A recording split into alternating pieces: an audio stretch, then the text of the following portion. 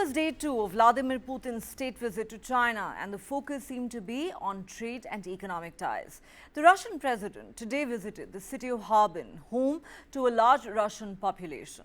He attended a China-Russia trade fair to underscore the strength of economic links between the two countries.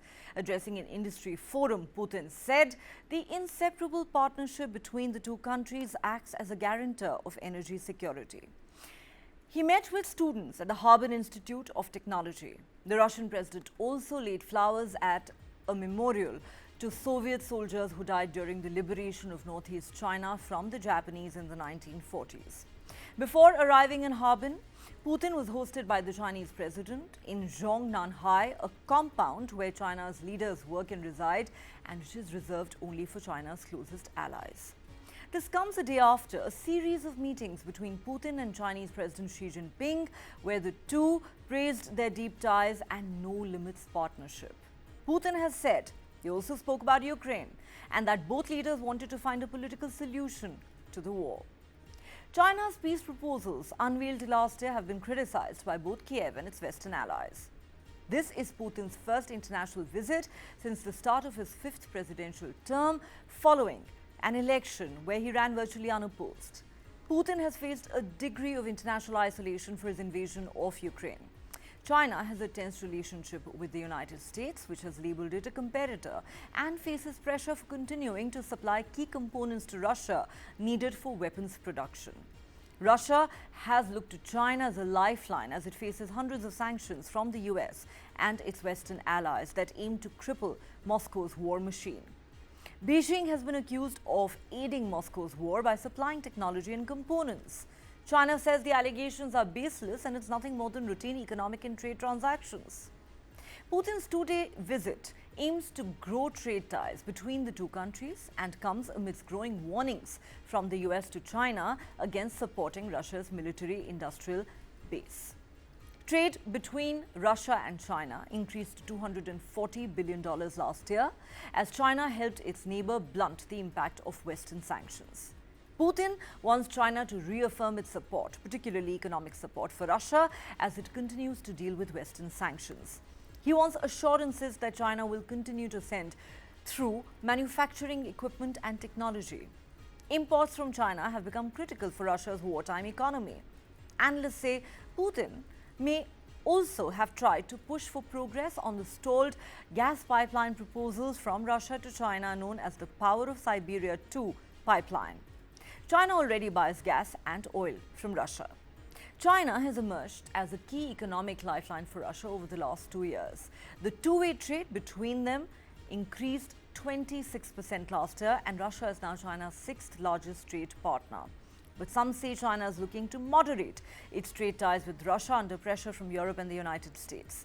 Official Chinese customs data shows China's outbound shipments to Russia were actually down 10% in April and 13% in March from the previous year. Chinese banks have also been rejecting transactions with Russian importers and are reportedly tightening their requirements due to the threat of the US sanctions. Also, analysts point out that Putin has publicly fostered closer ties with Kim Jong-un and is using North Korean weapons on the battlefield. China will want to make sure Russia is still restrained in what type of military technology it is sharing with the North Koreans. China also benefits from Russian diplomatic experience at the United Nations and Russia's role as a security provider in Central Asia. While there is no doubt that the West is keeping a hawk's eye on the Putin-Xi bromance, India too is watching the bonhomie closely. New Delhi has concerns about the growing Russia-China defense ties. 60 to 70% of Indian defense supplies come from Russia, and India needs regular supplies, especially at a time when Indian and Chinese soldiers are locked in a standoff at the border for the last 4 years. Some Western analysts have cautioned India about a scenario in which Russia becomes a junior partner of China. At the same time, India would not want the Russian defense industry to suffer as a result of Western sanctions. Seeing an old friend and a wily foe come together in a major display of strong partnership amid shifting alliances in an ever-evolving geopolitical landscape, does India need to worry?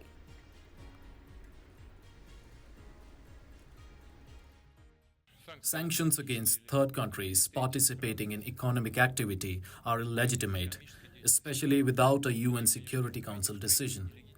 When applied to third countries, they lack common sense.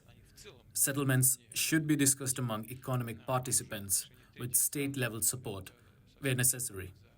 Large financial institutions avoid losses from the US authorities' legal actions. However, this is a grave mistake by the US political elites, as it undermines trust in the dollar and harms themselves. I extend a warm welcome to President Putin for your state visit to China. This visit, being your first foreign engagement since assuming your new term as the Russian president, underscores the significant importance you and the Russian government place on strengthening China-Russia relations, a sentiment highly appreciated by China. This year commemorates the 75th anniversary of the establishment of diplomatic ties between China and Russia, marking a historic milestone in bilateral relations. Over these 75 years, our nations have forged a path of mutual respect and cooperation, setting an example for major and neighboring countries. Through concentrated efforts, our bilateral relations have advanced steadily, characterized by comprehensive strategic coordination and robust cooperation in various fields, including economy, trade, investment, energy, culture, and people-to-people exchanges. Additionally, cooperation at the subnational level and in other domains has flourished. These endeavors have made positive contributions to global strategic stability and the promotion of democratic principles in international relations. We also believe that the People's Republic of China's essential reconstitution of Russia's defense industrial base is deeply problematic, and we will monitor this space closely and take appropriate actions independently through other multilateral fora should we need. And we continue to say directly, and we have, the Secretary has been direct on this with his counterparts, that the PRC cannot have it both ways.